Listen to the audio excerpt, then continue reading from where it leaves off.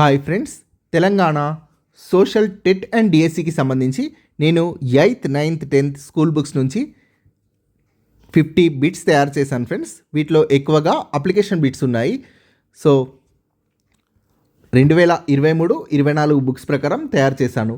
మీకు ఇందులో ఎన్ని మార్క్స్ వస్తున్నాయో చెక్ చేసుకోండి friends. Social TET and DSC. So అలానే ఎవరికైనా సోషల్ కంటెంట్కి సంబంధించి మెటీరియల్ కావాలి అనుకుంటే టెట్ అండ్ డిఎస్సి రెండింటికి ఉపయోగపడుతుంది. కింద డిస్క్రిప్షన్లో మా అప్లికేషన్ లింక్ ఉంది ఫ్రెండ్స్. యాప్ ఇన్స్టాల్ చేసిన తర్వాత మీకు స్టోర్లోకి వెళ్తే కోర్సెస్ కనబడతాయి. ఈ మెటీరియల్ ఉన్న కోర్స్ కేవలం 50 రూపీస్కే అవైలబుల్ ఉంది ఫ్రెండ్స్. సో ఈ కోర్స్ కింద ఐ ఆమ్ ఇంట్రెస్టెడ్ అనే ఆప్షన్ ఉంటుంది. దాన్ని క్లిక్ చేస్తే మీకు వాట్సాప్కి పేమెంట్ లింక్ వస్తుంది. పే చేసి కోర్స్ యాక్సెస్ చేసుకోవచ్చు. ఈ క్రింది వాటిలో సరికానిది. ప్రపంచ భూభాగమంతా 2 ప్రధాన భూఖండాల నుండి ఏర్పడ్డాయి. కరెక్ట్. ఆ భూఖండాలు అంగారా భూమి మరియు గోండ్వానా భూమి. కరెక్ట్. భారతదేశ ద్వీపకల్పం అంగారా భూభాగంలోనిది. సో ఇది రాంగ్. భారతదేశ ద్వీపకల్పం అనేది గోండ్వానా భూభాగంలోనిది. 20 కోట్ల సంవత్సరాల క్రితం గోండ్వానా భూభాగం ముక్కలుగా విడిపోయింది. So correct.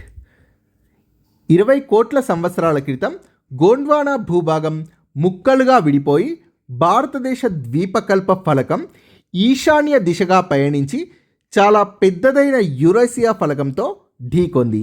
ఇలా ఢీకొనడం వల్ల తీవ్ర ఒత్తిడి వల్ల మిలియన్ల సంవత్సరాల క్రమంలో ముడతపడే ప్రక్రియ వల్ల పర్వతాలు ఏర్పడ్డాయి. హిమాలయాలు ఇదే ప్రక్రియ వల్ల ఏర్పడ్డాయి. హిమాలయాల గురించి సరికానిది. హిమాలయ పర్వతాలు ఒక చాపం వలె పడమర నుండి తూర్పుకి 2800 కిలోమీటర్ల పొడవున విస్తరించి ఉన్నాయి. So wrong. ఇవి 2800 కిలోమీటర్లు కాదు, 2400 కిలోమీటర్ల పొడవున విస్తరించి ఉన్నాయి. హిమాలయ పర్వతాలు ఒక చాపం వలె పడమర నుండి తూర్పుకు 2400 కిలోమీటర్ల పొడవున విస్తరించి ఉన్నాయి. హిమాలయాలు మధ్య తూర్పు ప్రాంతాల్లో 200 కిలోమీటర్ల వెడల్పుతో ఉన్నాయి. కరెక్ట్. హిమాలయాల్లో సమాంతరంగా ఉండే 3 పర్వత శ్రేణులు ఉన్నాయి. అన్నింటికంటే ఉత్తరాన ఉన్న పర్వత శ్రేణిని ఉన్నత హిమాలయాలు లేదా హిమాద్రి అంటారు. సో ఇందులో సరికానిది ఆప్షన్ ఏ. సో హిమాలయ పర్వతాలు ఒక చాపం వలె పడమర నుండి తూర్పుకి 2400 కిలోమీటర్ల పొడవున విస్తరించి ఉన్నాయి. థార్ ఎడారి గురించి సరికానిది. ఆరావళి వర్షాఛాయ ప్రాంతంలో థార్ ఎడారి ఉంది. కరెక్ట్. ఇక్కడ వర్షపాతం తక్కువ. సంవత్సర వర్షపాతం 300 నుండి 350 మిల్లీమీటర్ల మధ్య ఉంటుంది. సో ఇదే రాంగ్. సరికానిది option B. ఇక్కడ వర్షపాతం తక్కువ అనేది కరెక్ట్, కానీ సంవత్సర వర్షపాతం అనేది 100 నుండి 150 మిల్లీమీటర్ల మధ్య ఉంటుంది. సో మిగిలినవి కరెక్టే. పశ్చిమ రాజస్థాన్లోని అధిక భాగం థార్ ఎడారి విస్తరించి ఉంది. పశ్చిమ రాజస్థాన్లో ఈ ప్రాంతంలో ఉన్న ఒకే ఒక్క నది లూని నది. సో వర్షపాతం 100 నుంచి 150 మిల్లీమీటర్ల మధ్య ఉంటుంది అని గుర్తుపెట్టుకోండి. ఈ క్రింది వాటిలో సరైనది. కొంకణ్ తీర ప్రాంతం మహారాష్ట్ర, గోవాలలో విస్తరించి ఉంది. కరెక్ట్. కెనరా తీర ప్రాంతం కర్ణాటకలో ఉంది. కరెక్ట్. మలబార్ తీర ప్రాంతం ప్రధానంగా కేరళ రాష్ట్రంలో ఉంది. కరెక్ట్. సో ఆన్సర్ పైవన్నీ సరైనవే. ట్రేడ్ అనే ఏ భాషా పదానికి ట్రాక్ అని అర్థం వస్తుంది? ఆన్సర్ జర్మన్ భాషా పదానికి. ఉత్తరార్ధగోళంలో ఉప అయనరేఖ అధిక పీడనం వల్ల శాశ్వత పవనాలు ఏర్పడతాయి. ఇవి భూమధ్య రేఖ వద్ద ఉండే అల్పపీడన ప్రాంతం వైపు పశ్చిమంగా పయనిస్తాయి. వీటిని వ్యాపార పవనాలు లేదా ట్రేడ్ విండ్స్ అని అంటారు. ట్రేడ్ అనే జర్మనీ పదానికి అర్థం ట్రాక్ అంటే ఒకే దిశలో స్థిరంగా పయనించే గాలులు అని అర్థం. సింధు నది గురించి సరికానిది. టిబెట్లోని మానస సరోవరం దగ్గర కైలాస పర్వతాల్లోని ఉత్తర వాలుల వద్ద సింధు నది మొదలవుతుంది. So correct. ఇది టిబెట్ గుండా ఈశాన్య దిశగా పయనిస్తుంది. సో ఇది రాంగ్. సింధు నది టిబెట్ గుండా వాయువ్య దిశగా పయనిస్తుంది. సో వాయువ్య దిశ అంటే దిక్కులు చాలా ఇంపార్టెంట్. పైనది ఉత్తరం, కిందిది దక్షిణం, కుడివైపు తూర్పు, ఎడమవైపు పడమర. సో ఇది వాయువ్యం, ఇది ఈశాన్యం, ఇది నైరుతి, ఇది ఆగ్నేయం. సో కొన్నిసార్లు ఎగ్జామ్స్లో ఉత్తరానికి పడమరకి మధ్య ఉండే మూల దిక్కు ఏది అని అడుగుతారు. సో వాయువ్యం. దిక్కులు అనేవి చాలా ఇంపార్టెంట్. నేను ఒక స్పెషల్ వీడియో చేస్తాను.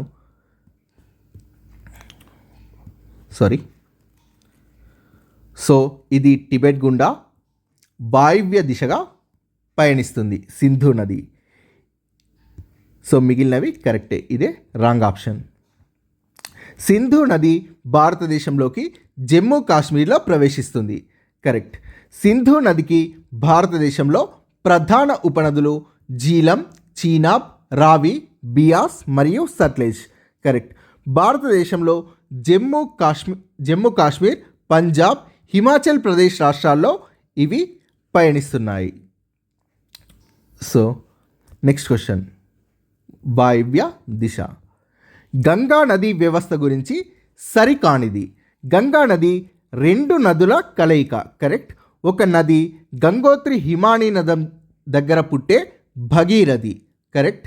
రెండవ నది బదరీనాథ్కి నైరుతి దిశలో సతోపంత్ దగ్గర పుట్టే అలకనంద. సో ఇది రాంగ్. ఇది నైరుతి దిశ కాదు, వాయువ్య దిశ. బదరీనాథ్కి వాయువ్య దిశలో సతోపంత్ దగ్గర పుట్టే అలకనంద. సో భగీరథి మరియు అలకనంద నదులు, ఈ రెండు నదులు దేవప్రయాగ వద్ద కలిసి గంగా నదిగా మారుతుంది. సో గంగా నది రెండు నదుల కలయిక, భగీరథి మరియు అలకనంద. సో బద్రీనాథ్కి వాయువ్య దిశలో సతోపంత్ దగ్గర అలకనంద పుడుతుంది, అలకనంద నది. బ్రహ్మపుత్ర నది గురించి సరికానిది. బ్రహ్మపుత్ర నది మానస సరోవరం దగ్గర కైలాస పర్వతాల్లోని చెమయంగ్ డంగ్ హిమానీ నదం నుండి పుడుతుంది. దక్షిణ టిబెట్ గుండా ఈ నది తూర్పుకు ప్రవహిస్తుంది. సో ఫస్ట్ది కరెక్ట్, సెకండ్ది కూడా కరెక్ట్. సో లోట్సే సాంగ్ దగ్గర జల ప్రయాణానికి అనువుగా ఉండే బెడల్పైన నదిగా మారి 1640 కిలోమీటర్లు ప్రవహిస్తుంది. సో ఇది రాంగ్. 1640 కాదు, 640 కిలోమీటర్లు ప్రవహిస్తుంది. తర్వాత అనేక జలపాతాల ద్వారా అది పాయలుగా మారుతుంది. సో ఇందులో సరికానిది ఆప్షన్ సి. అస్సాం లోయలోకి వచ్చినప్పుడు దిబంగ్, లోహిత్ అనే రెండు ఉపనదులు దీంట్లో కలుస్తాయి. ఇక్కడి నుండి దీనిని బ్రహ్మపుత్రగా పిలుస్తారు. సో సరికానిది ఆప్షన్ సి. లోట్సే సాంగ్ దగ్గర జల ప్రయాణానికి అనువుగా ఉండే వెడల్పైన నదిగా మారి 640 కిలోమీటర్లు ప్రవహిస్తుంది. తర్వాత అనేక జలపాతాల ద్వారా అది పాయలుగా మారుతుంది. సో క్రింది వాటిలో సరికాని జత. మొదటి ప్రపంచ యుద్ధం 1914లో ప్రారంభమైంది. కరెక్ట్. రష్యా విప్లవం 1917. కరెక్ట్. మొదటి ప్రపంచ యుద్ధం 1918లో ముగిసింది. కరెక్ట్. వర్సైల్స్ ఒప్పందం 1921 కాదు, ఇది 1919. హిట్లర్ జర్మనీకి ఛాన్సలర్ కావడం 1933. కరెక్ట్. సో ఇందులో సరికాని జత ఆప్షన్ డి. వర్సైల్స్ ఒప్పందం 1919. నానాజాతి సమితి గురించి సరికాని దానిని గుర్తించండి. వర్సైల్స్ ఒప్పందం ఫలితంగా ప్రపంచ శాంతి సాధన లక్ష్యంతో మొదటి అంతర్జాతీయ సంస్థగా నానాజాతి సమితి ఏర్పడింది. నానాజాతి సమితి, సో ఫస్ట్ది కరెక్టే. నానాజాతి సమితి 1920 జనవరి 21న ఏర్పడింది. సో ఇది రాంగ్. సో దీనికి ఆన్సర్ బి, సరికానిది బి. సో నానాజాతి సమితి అనేది 1920 జనవరి 11న ఏర్పడింది. ఆయుధాల తయారీని తగ్గించడం, తగాదాలను పరిష్కరించడం, యుద్ధాలను నివారించడం కోసం నానాజాతి సమితి ఏర్పడింది. ఇందులోని సభ్య దేశాలు 58. సో నానాజాతి సమితి అనేది 1920 జనవరి 11న ఏర్పడింది. సెయింట్ పీటర్బర్గ్ నగరంలో ఏ తేదీన 10,000 మంది మహిళలు నిరసన ఊరేగింపు చేపట్టి రొట్టె శాంతి కావాలని కోరారు? Answer 1917 March 8. సెయింట్ పీటర్బర్గ్ నగరం 10,000 మంది మహిళలు నిరసన ఊరేగింపు రొట్టె శాంతి కావాలని కోరారు. 1917 మార్చ్ 8. న్యూరెంబర్గ్ పార్టీ ప్రదర్శనలో మహిళలను ఉద్దేశించి హిట్లర్ ఏ రోజున ప్రసంగం చేశాడు? So answer 1934 September 8. 1934 సెప్టెంబర్ 8. జర్మనీలో నియంతృత్వానికి కారణమైన ఎనేబ్లింగ్ యాక్ట్ ఎప్పుడు ఆమోదం పొందింది? ఆన్సర్ 1933 మార్చ్ 3న. 1933 మార్చ్ 3. రెండవ ప్రపంచ యుద్ధం ఎప్పుడు ముగిసింది? ఆన్సర్ 1945 ఆగస్టులో. 1945 ఆగస్టులో ముగిసింది. భారత ఎన్నికల సంఘం గురించి సరికానిది. భారత ఎన్నికల సంఘం 1950 జనవరి 25న ఏర్పడింది. ఇది ఒక స్వయం ప్రతిపత్తి గల రాజ్యాంగ సంస్థ. Correct. So first 2 options correct. ఓటర్ల జాబితాను రూపొందించి దేశంలో లోక్సభ, రాజ్యసభ, రాష్ట్ర శాసనసభలు, రాష్ట్రపతి మరియు ఉపరాష్ట్రపతి ఎన్నికలను నిర్వహిస్తుంది. కరెక్ట్. భారత ఎన్నికల సంఘం ఏర్పడి 2010 జనవరి 25 నాటికి భారత ఎన్నికల సంఘం ఏర్పడి 50 సంవత్సరాలు కాదు, ఇది 60 సంవత్సరాలు పూర్తయిన సందర్భంగా వజ్రోత్సవాలు నిర్వహించి 2011 జనవరి 25న తొలి ఓటర్ల దినంగా ప్రకటించారు. సో ఇందులో సరికానిది ఆప్షన్ డి. 60 సంవత్సరాలు పూర్తయిన సందర్భంగా వజ్రోత్సవాలు నిర్వహించి 2011 జనవరి 25న తొలి ఓటర్ల దినంగా ప్రకటించారు.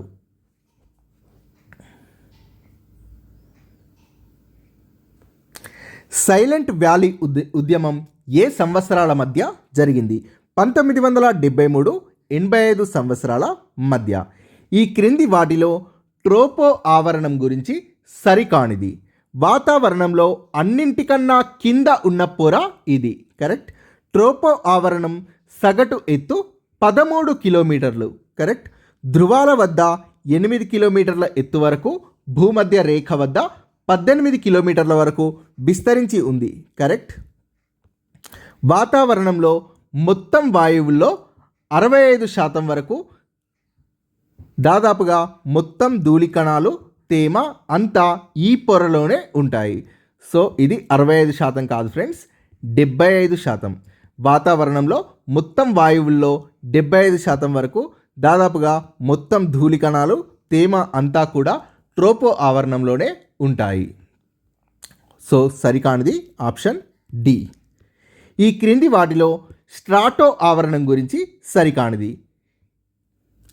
ఈ పొర 60 కిలోమీటర్ల ఎత్తు వరకు ఉంటుంది. సో ఇది రాంగ్. 50 కిలోమీటర్ల ఎత్తు వరకు ఉంటుంది స్ట్రాటో ఆవరణం. స్ట్రాటో పొరలో మబ్బులు ఉండవు కాబట్టి వర్షపాతం, తుఫానులు అనేవి ఉండవు. జెట్ విమానాలు ఎగరడానికి ఈ పొర చాలా అనువుగా ఉంటుంది. ఈ ఆవరణంలో ఓజోన్ పొర ఉంది. స్ట్రాటో ఆవరణంలో ఓజోన్ పొర ఉంది. సో సరికానిది ఆప్షన్ ఏ. ఈ పొర 50 కిలోమీటర్ల ఎత్తు వరకు ఉంటుంది. మిసో ఆవరణం గురించి సరైనది. ఇది 80 కిలోమీటర్ల ఎత్తు వరకు ఉంటుంది. కరెక్ట్. విశ్వంలోంచి ఉల్కలు మిసో ఆవరణంలోకి ప్రవేశించగానే కాలిపోతాయి. కరెక్ట్. ఎత్తు పెరుగుతున్న కొద్దీ మిసో ఆవరణలో ఉష్ణోగ్రతలు తగ్గుతాయి. కరెక్ట్. సో పైవన్నీ సరైనవే. థర్మో ఆవరణం గురించి సరికానిది. ఇది 400 కిలోమీటర్ల వరకు ఉంటుంది. కరెక్ట్. థర్మో ఆవరణలో ఎత్తుకు వెళ్తున్న కొద్దీ ఉష్ణోగ్రతలు వేగంగా పెరుగుతాయి. కరెక్ట్. ఈ పొరలో అయాన్లు అనే విద్యుదావేశం కలిగిన పొరలు ఉంటాయి. కరెక్ట్. థర్మో ఆవరణంలో అయాన్లు అనే విద్యుదావేశం కలిగిన పొరలు ఉంటాయి. థర్మో ఆవరణం గురించి మనకు తెలిసింది చాలా తక్కువ. ఇది రాంగ్. సో ఎక్సో ఆవరణం గురించి మనకు చాలా తక్కువగా తెలుసు. సో మిగిలిన ఆవరణల గురించి తెలుసు. వాతావరణంలో అన్నింటికంటే చివరి పైపొర ఎక్సో ఆవరణం. సో ఎక్సో ఆవరణం గురించి మనకు చాలా తక్కువగా తెలుసు. ఈ క్రింది వానిలో అత్యధిక లవణీయత ఉన్న జలభాగాల్లో సరికానిది. ఆన్సర్ బాల్టిక్ సముద్రం. అత్యధిక లవణీయత ఉన్న జలభాగాల్లో సరికానిది.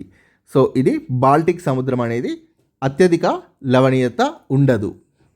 సో ఇది అతి తక్కువ లవణీయత ఉన్న జలభాగం, కేవలం 10% మాత్రమే ఉంటుంది లవణీయత అనేది. సో అత్యధిక లవణీయత ఉన్న జలభాగాలు: డాన్ జోన్ కొలవు అంటార్కిటికా 440%, రెడ్బా సరస్సు సెనెగల్ 400%, వాండా సరస్సు అంటార్కిటికా 350%. వీటిల్లో అత్యధిక లవణీయత ఉన్న జలభాగాలు ఇవి. అతి తక్కువ లవణీయత ఉన్న జలభాగాలు: బాల్టిక్ సముద్రం 10% మరియు హడ్సన్ అఖాతం 3 నుండి 15%. సో లవణీయత అనేది ఈ జలభాగాల్లో తక్కువగా ఉంటుంది. ఈ క్రింది వాటిలో హిందూ మహాసముద్రంలో ఉండే అగాథం పేరు. Answer Java. సో అగాథం మహాసముద్రం లోతు మీటర్లలో. ఛాలెంజర్ లేదా మెరియానా ఇది పసిఫిక్ మహాసముద్రంలో ఉన్న అగాథం.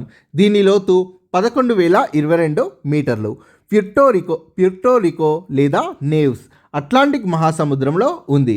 దీని లోతు 10,475 మీటర్లు. జావా హిందూ మహాసముద్రంలో ఉంది. దీని లోతు 7,450 మీటర్లు. బీహార్లోని భాగల్పూర్ జిల్లాలో ఉల్టాపూల్ అనే 150 సంవత్సరాల పురాతన వంతెన ఏ రోజున కూలిపోయింది? Answer 2006 December 1. లైంగిక వేధింపులు, అత్యాచార నియంత్రణకు సంబంధించి సరికానిది. లైంగిక వేధింపులు, అత్యాచార నియంత్రణకు జస్టిస్ జేఎస్ వర్మ అధ్యక్షతన కేంద్ర ప్రభుత్వం ఒక కమిటీని నియమించింది. కరెక్ట్. ఈ కమిటీ సూచించిన అంశాల ప్రాతిపదికన రాష్ట్రపతి 2 ఫిబ్రవరి 2013 ఆర్డినెన్స్ని జారీ చేశారు. కరెక్ట్. కేంద్ర ప్రభుత్వం ఈ ఆర్డినెన్స్ స్థానంలో క్రిమినల్ న్యాయ సవరణ చట్టం 2013 నిర్భయ చట్టంను ఆమోదించింది. కరెక్ట్. ఇది 13 ఏప్రిల్ 2013 నుండి అమల్లోకి వచ్చింది. రాంగ్. ఇది 3 ఏప్రిల్ 2013 నుండి అమల్లోకి వచ్చింది. సో ఈ క్రిమినల్ న్యాయ సవరణ చట్టం 2013 అనేది 3 ఏప్రిల్ 2013 నుండి అమల్లోకి వచ్చింది.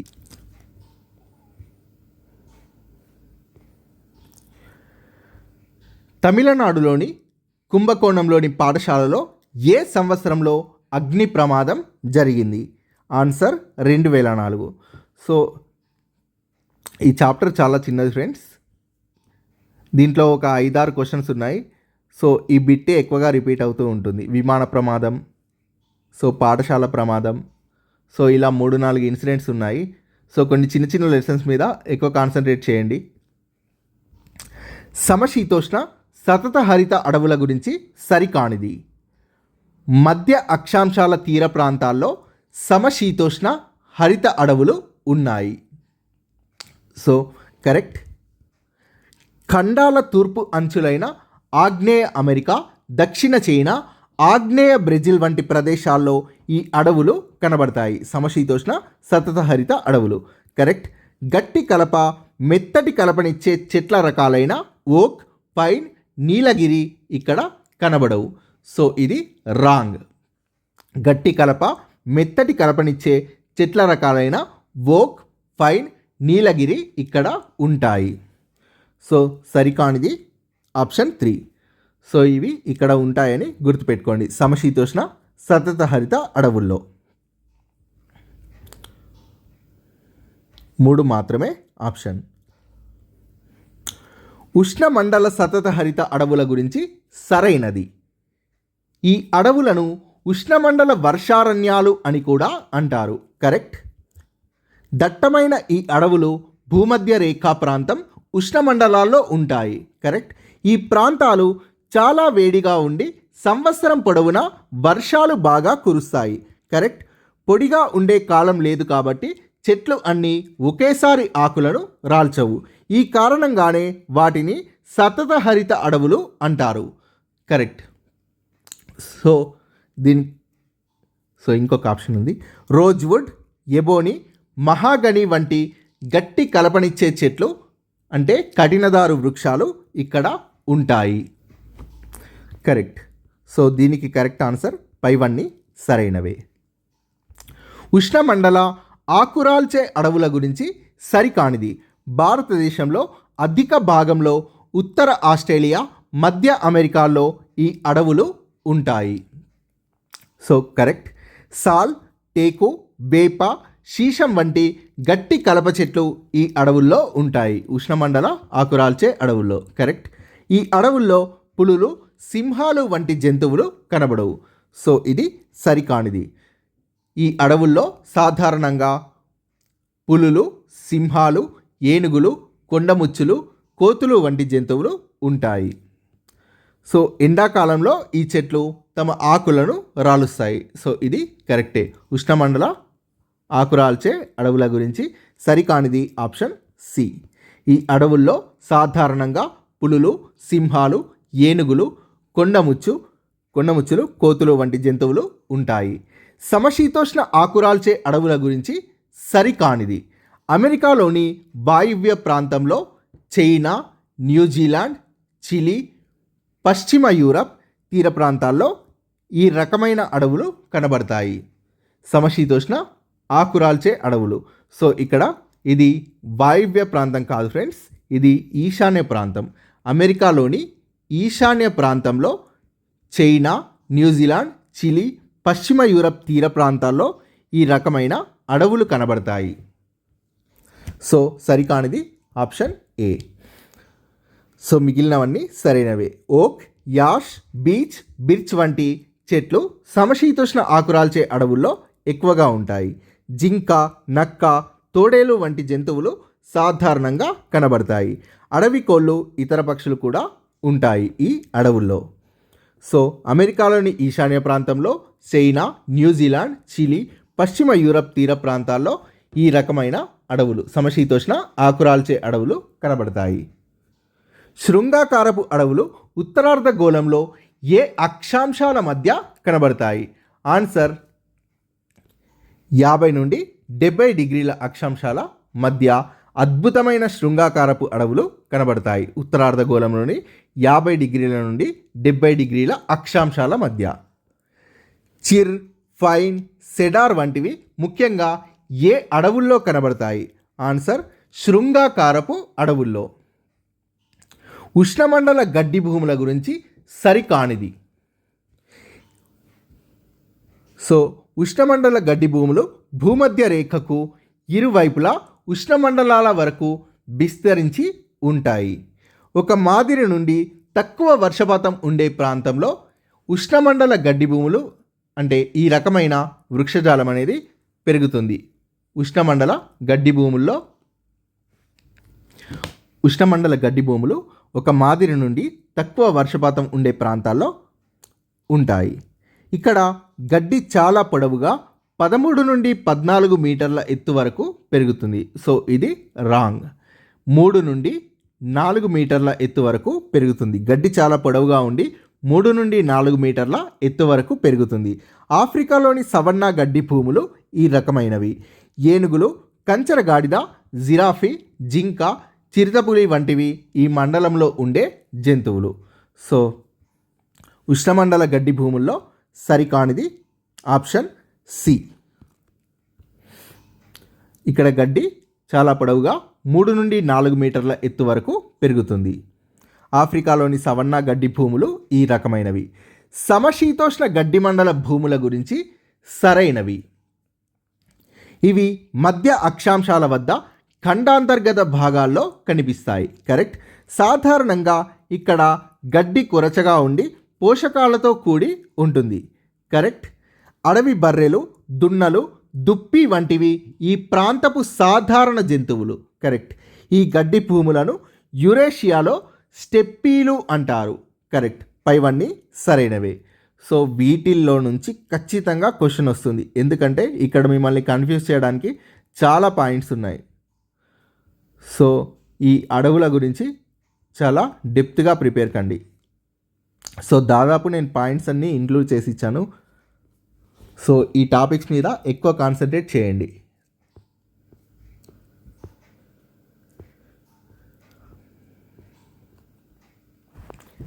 పెరియ పురాణం ఎన్నవ శతాబ్దంలో రచించబడింది? ఆన్సర్ 12వ శతాబ్దంలో.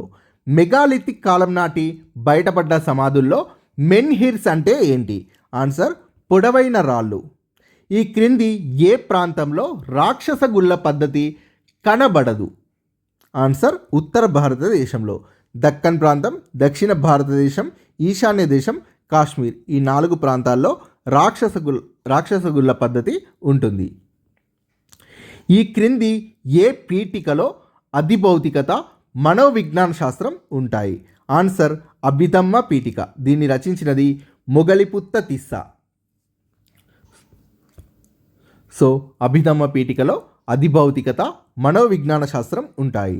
సుత్త పీఠికలో బుద్ధుడి బోధనలు ఉంటాయి. వినయ పీఠికలో సంఘ నిర్మాణం, నియమ నిబంధనలు ఉంటాయి. సో సుత్తపీఠికని రచించినది ఆనందుడు, వినయపీఠికని రచించినది ఉపాలి. వీరిద్దరూ బుద్ధుడి శిష్యులు. ఆనందుడు బుద్ధుడి ప్రియ శిష్యుడు. ఇక్ష్వాకుల రాజధాని విజయపురి గురించి సరికానిది. విజయపురి ఇక్ష్వాకుల రాజధాని. కరెక్ట్. ఇది గోదావరి నది ఒడ్డున ఉంది. So wrong. విజయపురి అనేది కృష్ణా నది ఒడ్డున ఉంది. ఇక్కడ స్టేడియంని పోలిన నిర్మాణం బయలుపడింది. సో ఈ మిగిలిన ఆప్షన్స్ కరెక్టే. నాగార్జున కొండ స్తూపం విజయపురిలో భాగం. కరెక్ట్. ఈ నగరం నాగార్జున సాగర్ నీటిలో మునిగిపోయింది. విజయపురి అనే నగరం నాగార్జున సాగర్ నీటిలో మునిగిపోయింది. నాగార్జున కొండలో లభించిన శిల్పంలో ఎందరు యువరాజులు ఉన్నారు? ఆన్సర్ 6 యువరాజులు. 6 యువరాజులు మరియు ఉపాలి అనే క్షురకుడు ఉన్నారు. ఇది బౌద్ధ శిల్పం. లోథాల్ నౌకా నిర్మాణ కేంద్రం యొక్క తూర్పు, పడమర మరియు ఉత్తర దక్షిణాల దూరం. సో ఈ లోథాల్ నౌకా నిర్మాణ కేంద్రం గురించి టెక్స్ట్ బుక్లో పిక్చర్ రూపంలో ఇచ్చాడు. సో మీరు పిక్చర్స్ని అబ్జర్వ్ చేయకపోతే ఇలాంటి క్వశ్చన్స్కి ఆన్సర్ చేయలేరు. సో దీనికి ఆన్సర్ 37 మీటర్స్ మరియు 22 మీటర్లు. ఆప్షన్ సి అనేది కరెక్ట్. తూర్పు, పడమర మరియు ఉత్తర దక్షిణాల మధ్య దూరం 37 మీటర్లు మరియు 22 మీటర్లు. సో లోథాల్ నౌకా నిర్మాణ కేంద్రం యొక్క తూర్పు, పడమర మరియు ఉత్తర దక్షిణాల మధ్య దూరం 37 మీటర్లు మరియు 22 మీటర్లు. సో ఇక్కడ నుంచి అన్ని 6th క్లాస్ బుక్స్ క్వశ్చన్స్ ఉన్నాయి ఫ్రెండ్స్. కార్లే చైత్యంను ఎన్ని సంవత్సరాలకు పూర్వం నిర్మించారు? ఆన్సర్ 2100 సంవత్సరాలకు పూర్వం. బుద్ధుడి అస్థిక కలిగిన స్ఫటిక పేటికను ఎక్కడ కనుగొన్నారు? ఆన్సర్ భట్టిప్రోలు, ఆంధ్రప్రదేశ్. మొహంజోదారో మహాస్నాన ఘట్టం కొలతలు. ఆన్సర్ 11.8 మీటర్లు ఇంటూ 7 మీటర్లు. జాదవ్ మొలాయ్ పయంగ్ ఏ రాష్ట్రానికి చెందినవారు? ఆన్సర్ అస్సాం. అస్సాంలోని జోర్హాట్ జిల్లాకు చెందినవారు. నాయనార్లు అంటే 63 మంది శివ భక్తులు. సెయింట్ థామస్ బాసిలికా చర్చ్ ఏ సంవత్సరంలో నిర్మించారు ఈ చర్చ్ని? ఆన్సర్ 1523. ఇది చెన్నైలో ఉంది ఈ చర్చ్. మహమ్మద్ ప్రవక్త జన్మించిన సంవత్సరం. ఆన్సర్ 570. తమిళనాడులో భగవంతుడి మీద భక్తి గురించి ఉద్యమం ప్రారంభమైన సంవత్సరం. ఆన్సర్ 550. సో భక్తి ఉద్యమం అనేది తమిళనాడు రాష్ట్రంలో ప్రారంభమైంది. సుమారు 2200 సంవత్సరాల క్రితం లభించిన నాణేలపై ఉన్న కృష్ణుడు ధరించిన ఆయుధాల్లో సరికానిది. ఆన్సర్ నాగలి. సో ఇవి బలరాముడి ఆయుధాలు. నాగలి మరియు ముసలములు అనేవి బలరాముడు ధరించిన ఆయుధాలు. చక్రము, శంఖము, ఖడ్గము అనేవి కృష్ణుడు ధరించిన ఆయుధాలు. ఇవన్నీ కూడా 2200 సంవత్సరాల క్రితం లభించిన నాణేలపై ఉన్న కృష్ణుడు మరియు బలరాముడు ధరించిన ఆయుధాలు. కృష్ణుడు చక్రము, శంఖము, ఖడ్గము ధరించగా బలరాముడు నాగలి మరియు ముసలములు ధరించాడు. Thank you friends. సో మీకు ఎన్ని మార్క్స్ వచ్చాయో కింద కామెంట్ చేయండి friends. Please subscribe this channel.